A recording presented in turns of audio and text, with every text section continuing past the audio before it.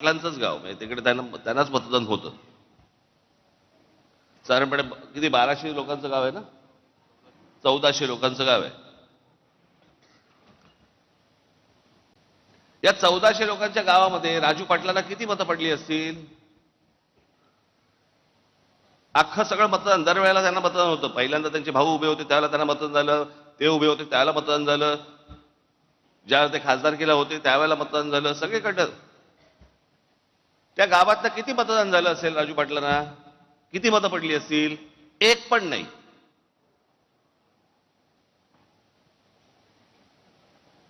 अख्ख्या गावातनं एक मत नाही पडत. जी 1400च्या 1400 मतं जी दरवेळेला राजू पाटलांना पडायची त्या गावामध्ये एक मत नाही पडत.